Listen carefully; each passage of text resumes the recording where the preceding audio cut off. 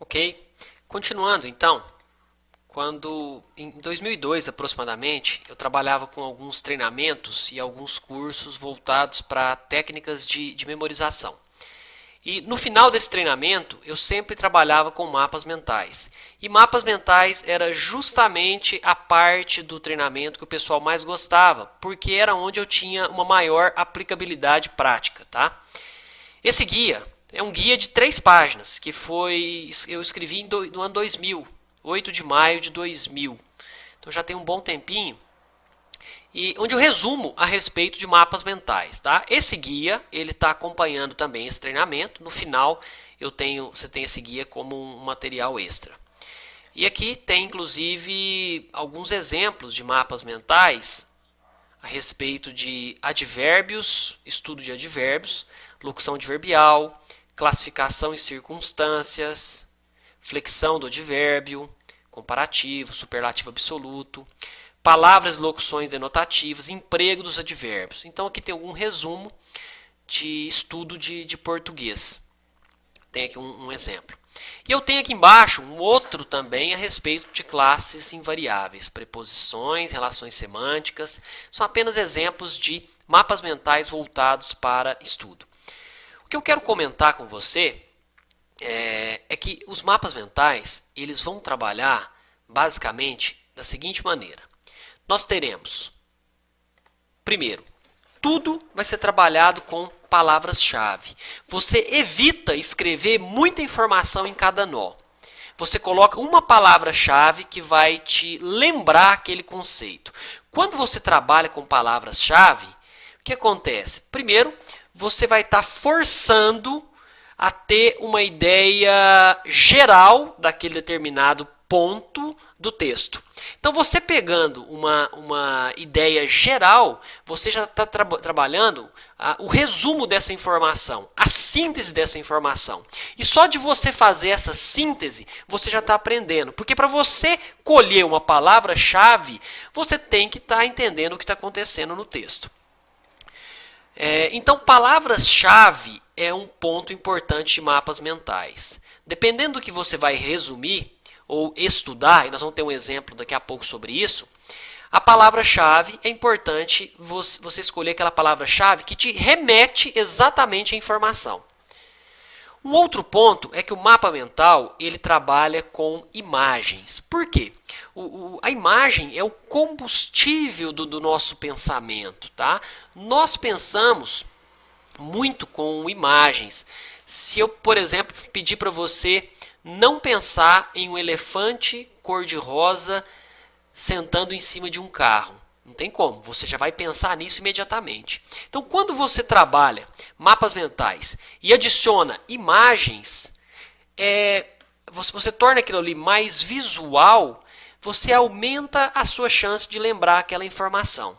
Então, é importante você utilizar ícones, imagens, inserir figuras no seu mapa. Nós vamos fazer isso depois. O mapa mental, ele trabalha de forma hierárquica. Ou seja, ele tem ramificações e ele trabalha dos conceitos maiores, os conceitos macro, para os conceitos menores, para os conceitos micro.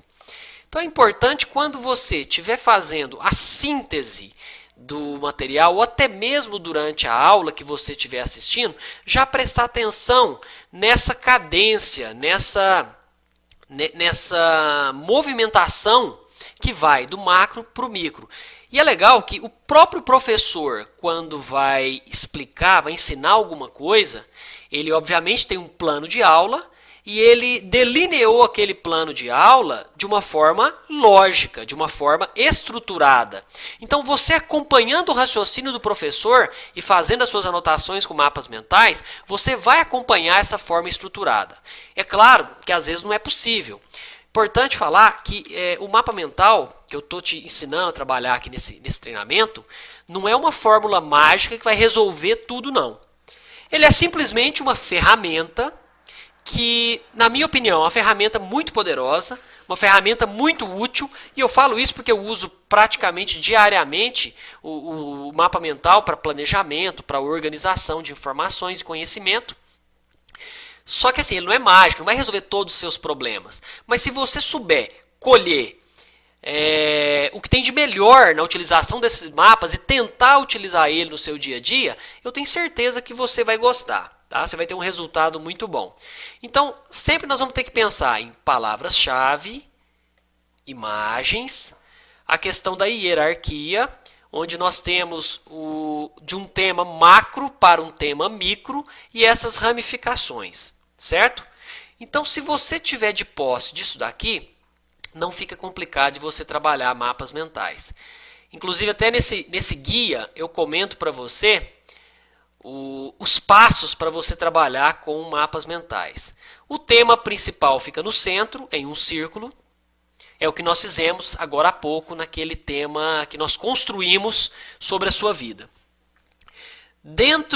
A partir desse centro, você irá ligar ramificações com outros itens através do uso de palavras-chave que estejam diretamente ligados a esse tema principal.